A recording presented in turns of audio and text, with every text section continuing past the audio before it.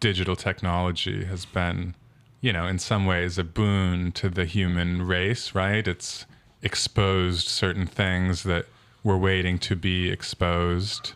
Yeah, I wrote on my Substack a couple of days ago, I had this exact thought. Like, in the macro, things like X and the internet are incredible. And then in the micro, they're kind of terrible. Yeah, I mean, is it even macro, micro? It's just, they're good for certain things and maybe just terrible for other things. And maybe that's just like life. Like, yeah, they're great for redressing power, sharing information, building businesses, and they're really bad for like dating and like having a soul. And attention.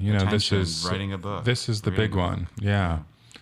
I did see you write a note, which I appreciated, a Substack note. So you can correct me if I'm getting this wrong, but something like, 10 years ago, when people didn't read my books, I could take it a little bit personally, but now I just recognize that they're just like incapable of reading a book. Right. Yeah. Well, and I think 10 years ago, you and I are the same age, close to the same age, and I think as part of that, it was a post or a diary entry. Like, I was thinking about the average discourse, conversation that I had with people, and like DFW has become like a funny meme, but like he was just like one member of the writers that you could be talking about or reading. Like, now the thing is like everybody's tried to read DFW, but nobody attempts big novels at all, except for him, and they don't get through much of it. But in 2011 or 2012, when I moved here, like my friends read, like we really cared about books and we argued over books and music. Like I read a great thing today about like the decline of Pitchfork, and I think there's a similar decline in music criticism and in music. But yeah, when I started trying to write books, I started to write them because I thought the people around me were capable of reading them, and it was an active choice not to read me because my friends thought I was pretentious or like over the moon, kind of just romantic and silly, and that's why they didn't read my books. But they're capable of understanding and parsing them. And now I really genuinely feel like if I give a loved one or a younger friend, especially a younger person, we're 35, I just turned 36, but someone who's 25 or 20, here's my book, like that's like saying, here's my Greek poetry. Yeah. Do you worry that you'll ever become like becoming them? it? Yeah. I have to fight it. No, we all do. We all do. Yeah. I used to read 300. I used to read a book a day for most of my early 20s. Now I think I read maybe 100 books a year, which is still pretty good, or 100. Like I still read a lot, but I could read one. I think I averaged about 1.4 books a day. Like I would just read all the time when I was 22. Yeah. Like when I graduated from college, when I went to college, I felt like my AP English teacher gave me the Western Canon by Harold Bloom, and I was like, oh shit, I'm reading George R. R. Martin and J.K. Rowling, like we're fucked.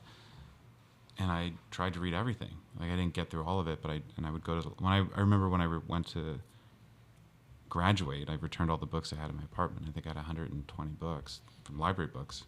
When I was in grad school, like similarly, there's just like reading was an amazing luxury. Yes. And the idea that I would go through college in any major not having just spent all that time reading. And then I would burn Criterion DVDs. Like it was just Criterion and books. Mm-hmm. Then go on a date, go to a party, read some Pitchfork. Read some Pitchfork. Yeah, those are the days. Yeah. That's like, and I don't think college students have that luxury. The world was also cheaper. My rent was $400 a month. Yeah.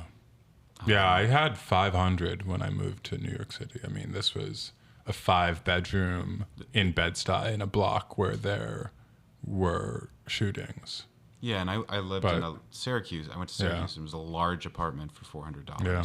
And like it was a great apartment in a pre-war building, and I could ride my bike wherever I went. And yeah, it was nothing. It was just...